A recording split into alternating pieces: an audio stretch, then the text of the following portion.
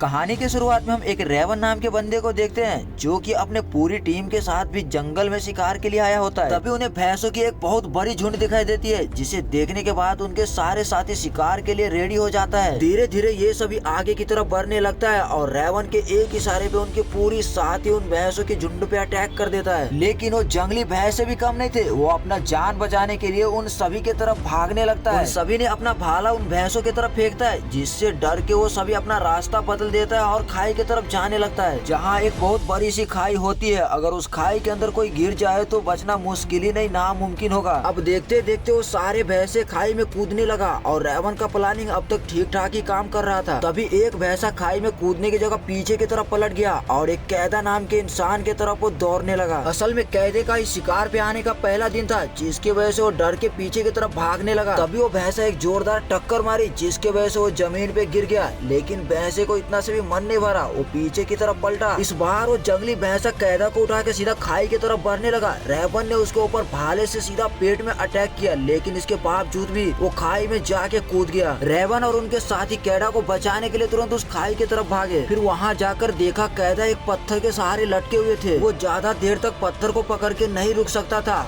उसी टाइम पे उसका हाथ छूट गया और वो सीधा खाई में गिरने लगा। पर इसकी किस्मत अनलकीली सही था, वो एक चट्टान से टकराकर सीधा पत्थर पे जा गिरा और वहीं पे बेहोश हो गया। असल में कैडा रेवन का बेटा था। वो अपने बेटे को बचाने के लिए खाई में नीचे उतरने लगा, पर उसके साथी ने उसे नीचे जाने से रोक दिया। फिर थोड़ी देर बाद रात हो गई और रेवन को अभी भी लग रहा था कि उसका बेटा जिंदा है। इस उम्मीद पे वो बार बार उसे आवाज लगा रहा था, लेकिन वो बस्ती के मुखिया होने के कारण वो ज्यादा देर तक वहाँ नहीं रह सकता था। बर्फ गिरने से पहले उसे बस्ती तक खाना लेके पहुँचना होगा, क्योंकि बर्फ गिरने के बाद उसे वहाँ पे पहुँचने में कई दिन भी लग सकता था। इसीलिए रेवन ने सुबह होते ही कैडा के लिए एक भारी दिल से पूजा किया और वहाँ से जाने का भी फैसला किया। वहीं पत्थर पे लेटे हुए कैदा को अभी तक होश नहीं आया था। तभी एक चील की नजर कैदा पे पड़ती है। वो उसे इतना अच्छा खाना देकर सीधा कैदा के ऊपर आके बैठ जाता है और उसे खाने ही वाला होता है। तभी कैदा को होश आता है और उसे पकड़ के सीधा नीचे फेंक देता है। कैदा अपने आप को इस चट्टान पर देख के बहुत ज्यादा घबरा जाता है और वो अपने ताव को जोर जोर से आवाज लगाने लगता है। कुछ देर चिल्लाने के बाद उन्हें ये बात समझ में आ जाती है कि अब यहाँ से उनके ताव और बाकी के साथी लोग चले गए हैं। अब उसको बचाने वाला यहाँ पे कोई नहीं है, इसीलिए वो फैसला करता है इस पहाड़ से लटक कर वो नीचे उतरेगा। वो कोशिश तो करता है, लेकिन उसी टाइम पे उसका पाँव स्लिप हो जाता है। लेकिन वो इतनी जल्दी हार मानने वाला नहीं था।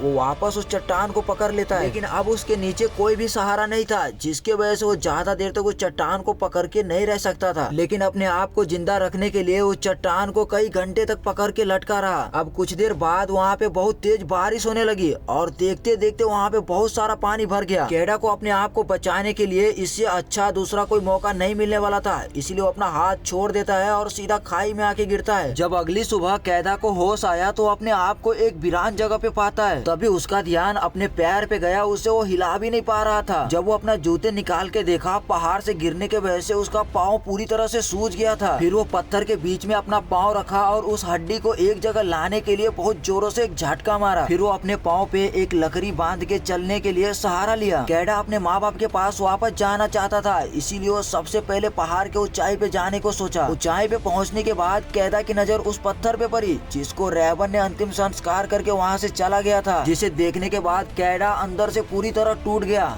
इसके बाद उसे किसी का आवाज सुनाई दी। जब उसने गौर से देखा, उसकी नजर एक भेड़िए के झुंड पे पड़ी, जिसे देखने के बाद वो पूरी रफ्तार से भागने का कोशिश की, लेकिन वो भेड़िए से थोड़ी तेज भाग सकता था। भेड़िए जल्दी उसके करीब पहुंच गए। तभी चेता को एक पेड़ नजर आई, जिसके ऊपर वो चढ़ने का फैसला किया। लेकिन उसी बीच एक भेड़िए ने कैडा का पाँव पकड़ लिया, लेकिन कैडा ने अपना फुर्ती दिखाकर उस चाकू से भेड़िए को मार गिराया, जिसके बाद वो भेड़िया जमीन पे गिर गया। लेकिन अभी भी उनके साथी कैडा को नीचे उतरने का इंतजार कर रहा था, इसीलिए कैदा ने उनको जाने तक उसी पेड़ पे रुकने का फैसला किया। इसीलिए पूरी रात उसे इसी पेड़ पे बिताना पड़ा। जब अगली सुबह कैडा का नींद खुला, उसने देखा भेड़िए को जख्मी हालत में छोड़ के उनके साथी वहाँ से चले गए थे। कैडा ने अपने चाकू को उस लकड़ी से बांध के सबसे पहले वो अपने लिए एक हथियार बनाया। फिर उस हथियार से उसको मारने के लिए इसके पास गया, लेकिन उस भेड़िए का जख्मी हालत देख करके कैदा का दिल तरस गया और उसकी जान बख्श दी। इसके बाद वो अपने आप को बचाने के लिए सबसे पहले तो इस भेड़िए का मुंह को बांध दिया, ताकि वो उसके ऊपर अटैक न कर सके। जिसके बाद वो उस भेड़िए को अपने कंधे पे उठाकर एक गुफे की तरफ गया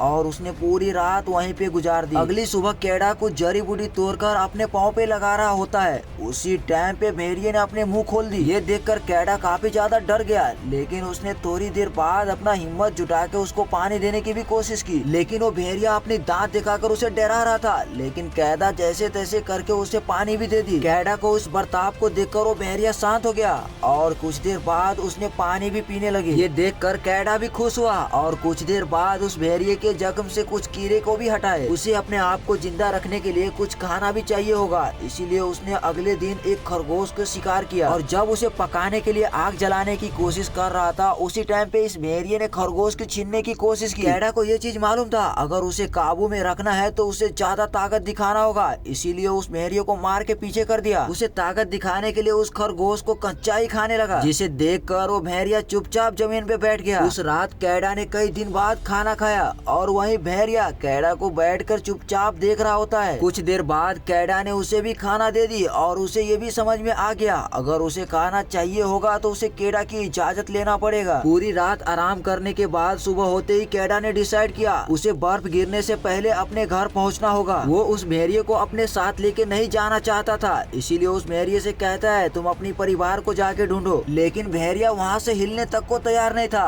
फिर कैदा अपने घर के लिए वहाँ से निकल जाता है, लेकिन कुछ देर आगे चलने के बाद वो भेड़िया कैदा के पीछे पीछे आने लगा। कुछ देर ऐसे ही चलता रहा, जिसके बाद वो उस भेड़िए से परेशान होकर उसके तरफ एक लकड़ी फेंका, लेकिन वो उससे डरने की जगह उस लकड़ी को उठाकर उसके आगे की तरफ भागने लगा। उससे पहले कैदा कुछ समझ पाता उसे पास ही में खड़ी हुई कुछ जंगली सुअर के ऊपर नजर पड़ी, जिसे देखने के बाद भेड़िया उन जंगली सुअरों की तरफ पूरी रफ्तार में भागा और वहीं पे कैदा डर के मारे भाला लेके खड़ा रहा। और जैसे वो जंगली सुअर भेड़िया से डर के कैदा की तरफ भागने लगा, कैदा उन्हें मारने की जगह चुपचाप वहाँ पे खड़ा रहा, जिसके वजह से वो वहाँ से भागने में कामयाब हो गया। ये देखकर भेड़िया काफी ज्यादा निराश हो गया, क्योंकि कैडा के वजह से अब उसे खाना नहीं मिलेगा। कुछ देर बाद उन दोनों के बीच समझौता हुआ, फिर कैडा ने उस भेड़िए का नाम अल्फा रखा। अगले ही कुछ दिनों में कैडा अल्फा के वजह से काफी बढ़िया शिकार करना भी सीख गया। अब धीरे धीरे ये दोनों एक दूसरे को काफी अच्छी तरीके से समझने लगे थे और ठंड ना लगे इसके वजह से दोनों एक साथ में भी सोया करते थे। फिर कुछ दिन बाद सर्दी को आने से पूरा इलाका बर्फों से ढक गया, पर कैडा और अल्फा अपने लिए शिकार करते हुए आगे की तरफ भी बढ़ रहे थे। पर एक दिन जब कैडा बर्फों के रास्ते से आगे की तरफ जा रहा था, उसी टाइम पे वो बर्फ टूट जाता है और कैडा सीधा पानी के अंदर गिर जाता है। उसे बाहर जाने का रास्ता भी नहीं मिल रहा था। उधर अल्फा अपनी जी जान लगा के उस रास्ते को ढूंढने की कोशिश करता है। थोड़ी देर बाद कैडा ने अपने चाकू की मदद से उस बर्फ को तोड़ देता है और वहाँ से जैसे तैसे करके बाहर निकलता है। फिर अगले दिन कैडा का नजर एक टेंट पे पड़ता है, जहाँ पे एक आदमी बैठा हुआ था। उस आदमी को देख कैडा खुशी से झूम उठता है और तुरंत उस आदमी के पास पहुँचता है। कैडा देखता है वो आदमी बर्फ गिरने की वजह से वहीं पे जम के मर चुका था। इसके बाद वो टेंट के अंदर जाके खाना ढूंढने लगता है, लेकिन वहाँ पे उसे कुछ नहीं मिलता, जिससे वो और परेशान हो जाता है। वो अपने परिवार से किसी भी हालत में मिलना चाहता था, इसीलिए वो दोनों फिर से अपने सफर पे चल दिए। इसके बाद उन्हें एक बर्फ की बहुत बड़ी तूफान उन्हीं के तरफ आ रही होती दिखाई देती है और इस मुश्किल घड़ी को मुश्किल करने के लिए कुछ जंगली कुत्ते भी उन्हीं के तरफ आ रहे होते हैं। कैडा अल्फा के साथ तुरंत वहाँ से भागने लगे और एक गुफे की तरफ जाने लगे। उससे पहले वो बर्फीली तूफान और वो जंगली कुत्ते इन पे अटैक करते वो तुरंत गुफा के अंदर पहुँच जाता है। अंदर पहुँचते ही कैडा और अल्फा उन कुत्तों को स्वागत करने के लिए वहाँ पे तैयार बैठे थे। थोड़ी देर के बाद उन्हें ये समझ में आ गया कि वो जंगली कुत्ते उस तूफान के लपेटे में आ गए और कैडा को लगा उस खतरे से वो टल चुके हैं, लेकिन अल्फा अभी भी उस दीवार की तरफ पूरे गुस्से से देख रहा होता है। और कुछ ही समय के बाद वहाँ पे एक काले रंग का तेंदुआ आता है, जिसने कैडा को देखते ही उसके ऊपर हमला कर दिया, लेकिन उसके सामने अल्फा आ जाता है। फिर उसके बीच में काफी तगड़ी लड़ाई हो गई। कैडा जानता था अगर उसने तेंदुआ को नहीं मारा तो अल्फा का बचना मुश्किल ही नहीं नामुमकिन है, इसीलिए उसने अपनी सारी हिम्मत जुटाकर एक तीर तेंदुए के ऊपर छोड़ दिया, जिससे लगते ही तेंदुआ जमीन पे गिर गया।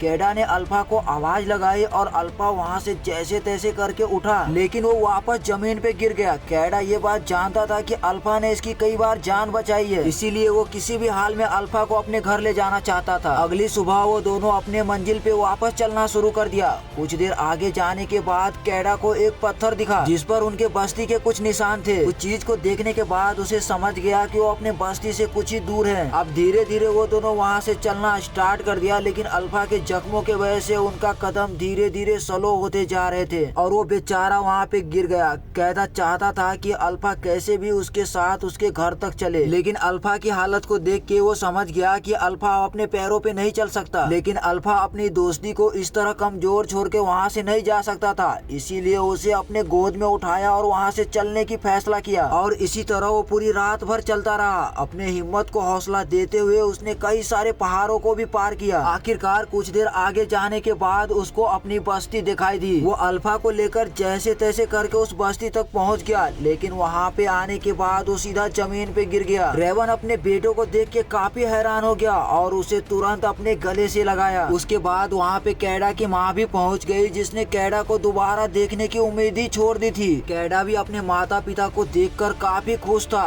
और तभी उसने अपने पापा से कहा कैसे भी करके अल्फा को बचा लीजिए। जिसके बाद वो बेहोश हो गया और जब उसे आँख खोली तो उसे पता चला अल्फा ने कई सारे बच्चे को जन्म दिया है। जिसका मतलब ये था अल्फा असल में एक मादा भेड़िया थी और वो अपने पूरे सफर में पेट से थी। इसके बावजूद भी उसने कैडा की कई बार जान बचाई। ये जानने के बाद कैडा के मन में उसके लिए और प्यार जाग गया। इसके बाद वो उसे जी भर के गले से लगाता है और ये कहानी यहीं पे खत्म हो जाती है। अगर आपको इस मूवी के कोई भी पार्ट अच्छी लगी हो तो प्लीज चैनल को सब्सक्राइब कर दीजिएगा।